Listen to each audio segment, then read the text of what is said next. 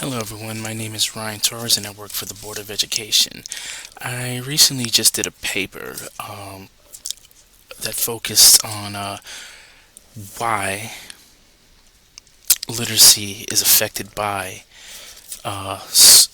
government budget. So we take a look here briefly. We could take a look at my paper.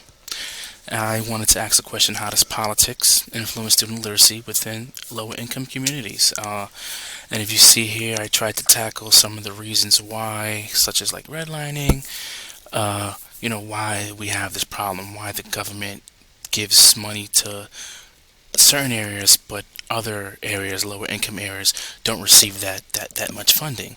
And, that affects their literacy in a lot of ways. So I was able to take some articles and kind of take a look at that. But today I wanted to reach a broader audience. I wanted to do something kind of outside of the box, something different. So I'm going to take that question and focus on and take a deeper study into, why and where is this money really going? Why is it going to certain neighborhoods? And I want to take a look at certain data. So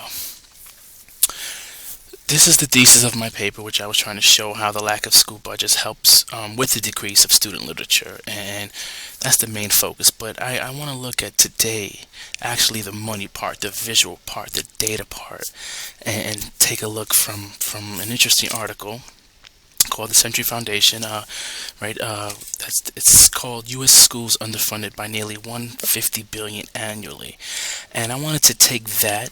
Let's look at the article. Take that information, and present it in a visual data kind of analytic way, a new way to give our students and everyone. In the end, we want to take this data and put it on YouTube and see if we could how many students we could actually reach. So from that article, what I did was I extracted the data, some of the data, and I put it on an Excel sheet called my school budget. And if you see here, I looked at some different states. I try to focus on western states, mid states, and you can see here we have California, I have some schools in New Jersey, and you see here we have current enrollment, right? We have the current spending per student, cost target per student. So now basically we took some of the students, right? Let's say a student from here, Montana. We have 23 students who enrolled, right? So for that year, the students only received 11,000 in funds, right? So the target that we wanted to present for that student was around in 2020 was around 37,000, and the actual funding that the student received was about 26,000. So we could see how the student didn't get all the funds that they needed, right? And excuse me here. Excuse me, sorry. We could see that another state here, Oklahoma, it's kind of the same thing. There's such a big difference between the amount of the students are supposed to receive versus the target. And these are poor neighborhoods, and you can see the funding gap, between the students.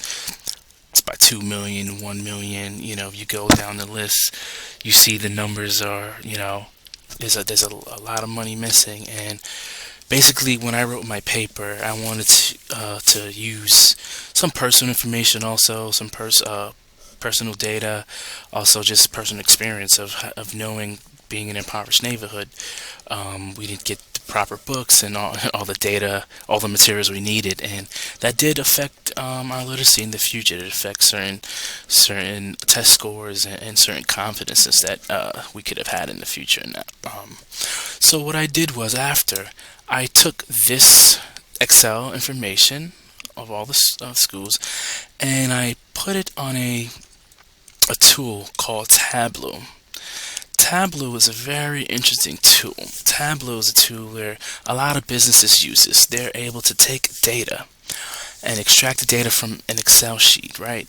And as you can see, we have all the data to the left here, the enrollment, and we can create different charts, different graphs that show the data. So what I wanted to do for this first one here, I wanted to give our audience a visual of how the data will look. So if we take, let's say, Montana, right, we can point at Montana and we can see all the data from the Excel sheet in a visual sense. So we still have the cost target, current spending per pupil, the enrollment, and all the numbers are here. So I believe this is a great way to show a new type of data and information. This will be moving forward. We could use this type of information to target the missing students and target the missing money, and see how we could, use the money, better spend the money in the future. And this is a great tool that I feel like everyone can use.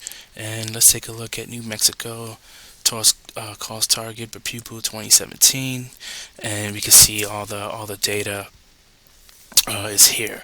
So we look at sheet 2. I created kind of a number graph in a way that just kind of added everything together. If you can see here, we just took all the total amounts from the Excel sheet and kind of graphed everything together, and all the information is there and kind of graphed in together. What my next plan is, I plan on taking all this information and using this presentation and then putting it on YouTube. So I could save this Screen-O-Matic data, cast data, and then I will extract it on YouTube. Hopefully I can reach more students and more people. I hope you guys were able to learn a little about the school budget and how so much money is missing, and we can talk to the proper authorities, parents. We'll talk to our union representatives and our local politicians, and see how we could move forward. I want to thank everyone for taking the time to hear me, and I will present the YouTube page in a few minutes. Thank you, everyone.